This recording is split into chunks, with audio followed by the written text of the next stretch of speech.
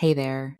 I just wanted to let you know that next week I will be offering a free live VBAC prep workshop called Three Steps to Have an Empowered VBAC, even without a supportive provider.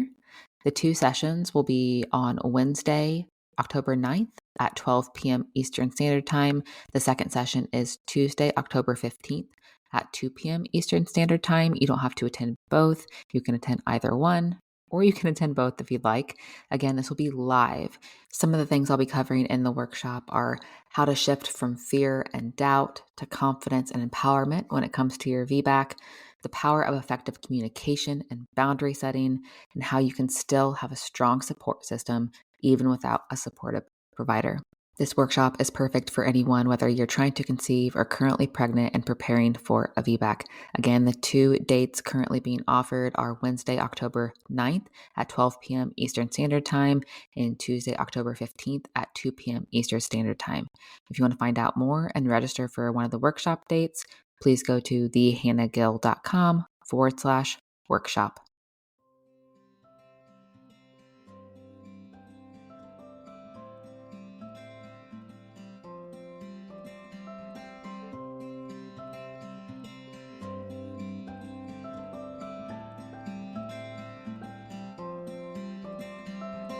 Welcome to the podcast where we get into the real and raw of pregnancy, birth, and postpartum. My name is Hannah Gill. I'm a VBAC mom, doula, and birth educator, and I help women discover their options and harness their inner power to have the experiences they desire. I'm here to support you through the ebbs and flows of these transformative years so we can have open and honest conversations about the hard, the messy, and the beautiful parts of motherhood. This is the Ebb and Flow Birth Show.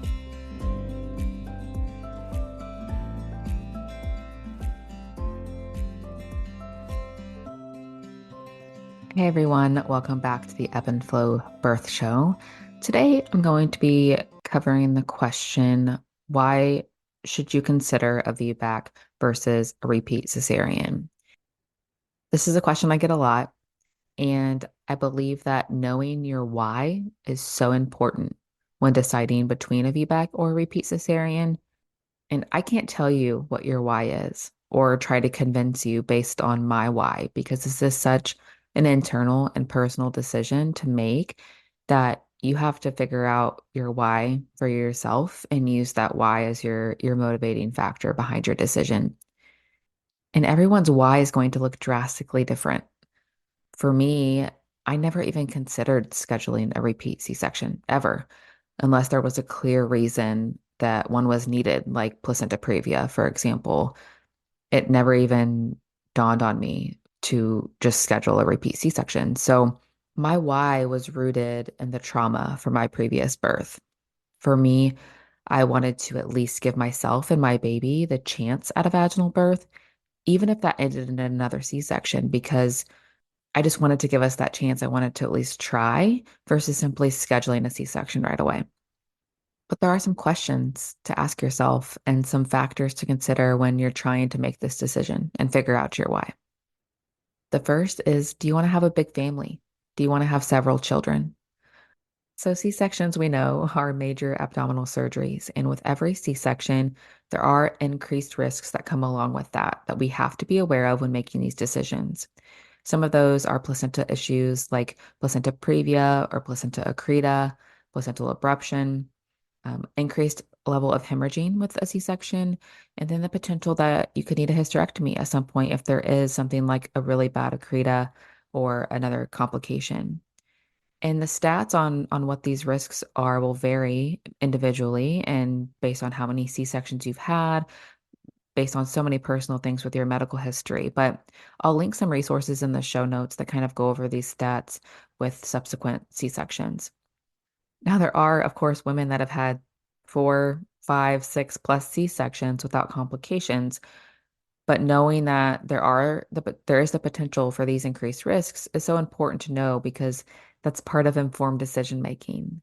We can't just jump into a decision without knowing what the risks are. There's some women that don't even know that these are potential complications and potential risks that come with more cesareans. And of course, there are risks to vaginal birth and all types of birth, but we just need to know and be aware of them when making our decisions. Also, surgery in general is just really freaking hard on your body. I've had several surgeries and they're hard on your body and they're hard for healing and just how your body functions. So if you don't have to have another surgery, that's generally a beneficial thing. Another factor to consider is what type of incision did you have for your C-section? Most women have a low transverse, which is the horizontal incision, but there are several types of incisions like classical J, T incisions, or other asymmetrical incisions that can change the risk of rupture or potential complications.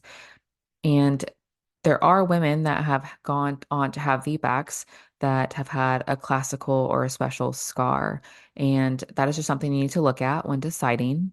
And again, I'll link in the show notes to special scar resources and what all that entails. So the third factor to consider is, do you have other children at home or anyone else that you have to care for? So caring for other children and yourself is generally going to be much more difficult after a major abdominal surgery, like a C-section, but everyone's healing is going to look different. But in general, you have restrictions after surgeries.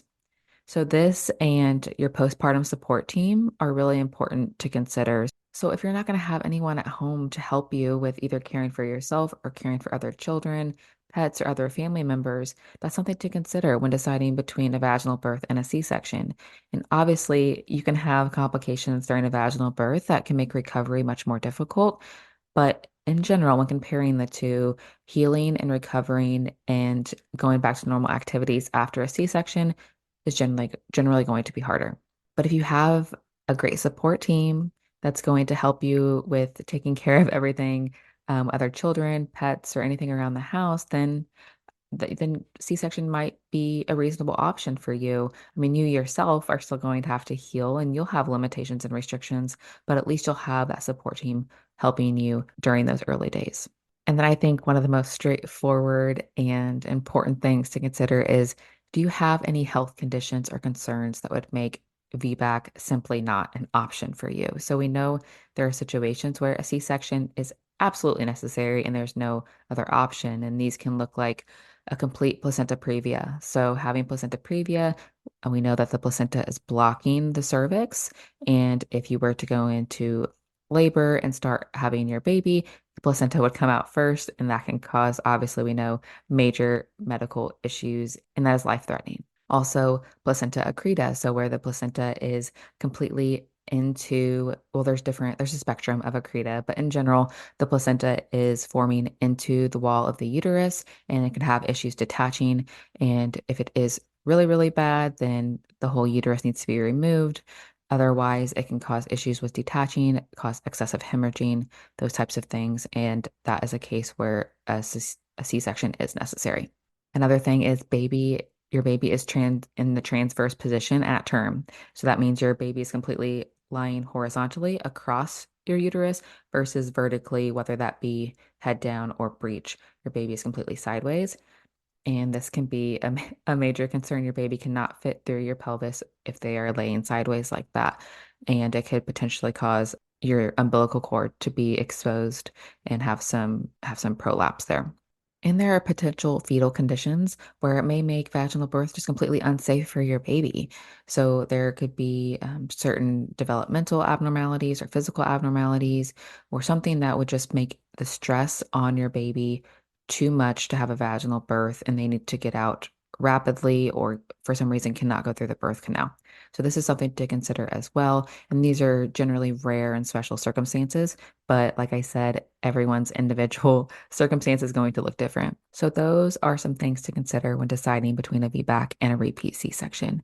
And like I said, your why is going to be such a personal, internal decision to make. But just look at all of your options, look at everything that's on the table, all the risks and benefits, and then look into that why, and then make your decision from there.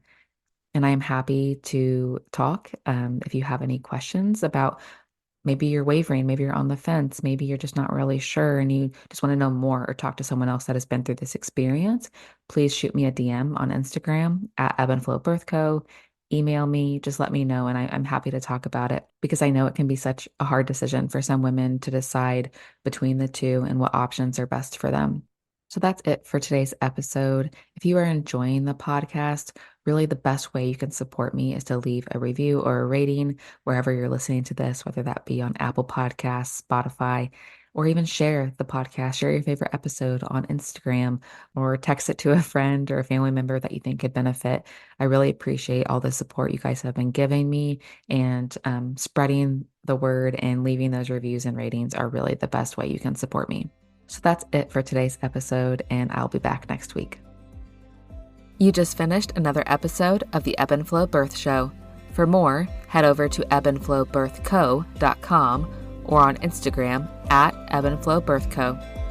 As a reminder, this podcast is provided to you for educational and entertainment purposes only. It is not a substitute for medical advice. Until next time, bye friends.